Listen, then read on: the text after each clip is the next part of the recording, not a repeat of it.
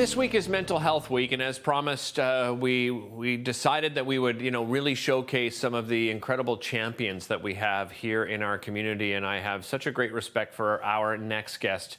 He is Ryan Forsyth. He is an award-winning mental health advocate, and as I said, champion and ambassador, a great speaker. Ryan, welcome to the show. Great to have you here. And how have you been? I know you took a break from social media. Let's talk about some of the reasons behind that. Yeah, well, first off, I'm doing a lot better, and I appreciate Good. you having me. I took about a month and a half off from all social media, and you've known me for a while now, especially there. I'm quite active, and I've been quite active for a number of years now. So for me to take sort of that long of a break was a big deal, and it was a big deal for me. So what I just found is just being very overwhelmed with the news, with sort of some of the discussions that were happening. If you think about it, we've been 2 years of the pandemic. We went through the Ottawa convoy, then we were into Russia, Ukraine, mask mandates ending. It was just a little much. And I felt myself becoming overwhelmed and a little bit burnt out. And if you've ever heard of it, compassion fatigue.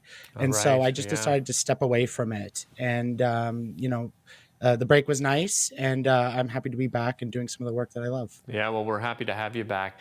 Walk us through your journey with mental illness and your struggles and challenges.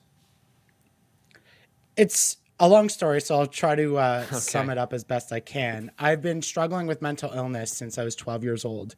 It started with anxiety and panic attacks, and then gradually evolved into depression when I was about 16, 17.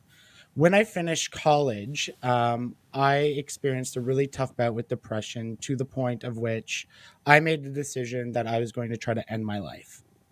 After that point, I decided to get some help. I got put on some medication and started to find a lot of hope and a lot of, I guess, passion in sharing some of the things I did about mental illness, my life, the things that I think about on social media.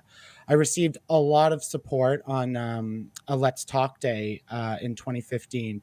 And not just from friends, not just from family like you would expect, but from complete strangers I've never met before. Right. And so that was the point I realized that me sharing the things that I was sharing was helping people and resonating with people. And I was hearing people about how it helped, and they were sharing their stories with me. And so I just continued that sort of evolution until I got asked to start doing some public speaking. And then over the pandemic, that really just accelerated as I continued to be open and honest about the things that I was going through. And that's kind of led me here today. Ryan, what tools do you share that have helped you over the years that you're sharing in many of the talks that you're doing now?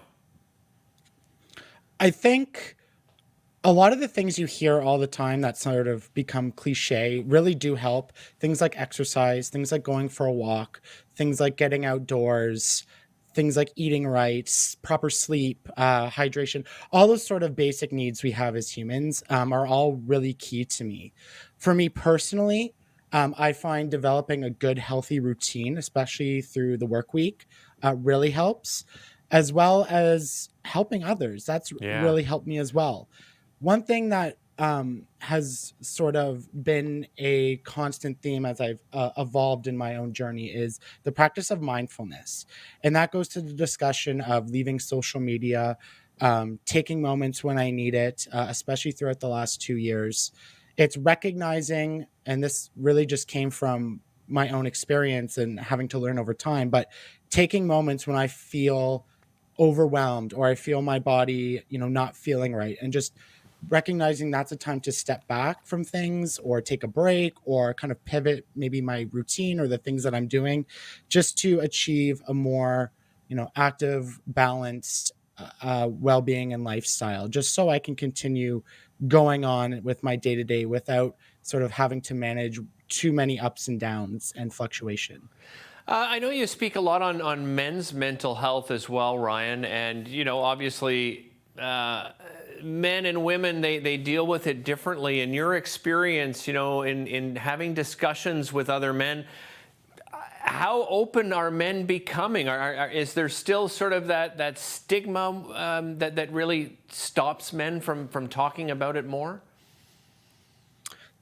we have made great strides, and I've seen a lot more men coming forward, sharing their stories, or being a lot more open or receptive to receiving some sort of treatment or help.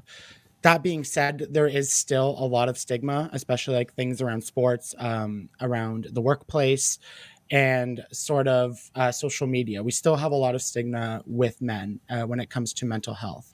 So what I like to do is just help men explore a healthier version of masculinity, and that involves really two things to me. That's taking care of yourself internally. So that's making sure, you're doing the things you need to do Yeah, for to sure. have a healthy mindset. What I want to do before I And then run the out of external time, Ryan, things. is just to remind everybody you also have a fantastic podcast called Life in Red, and I encourage people to check it out.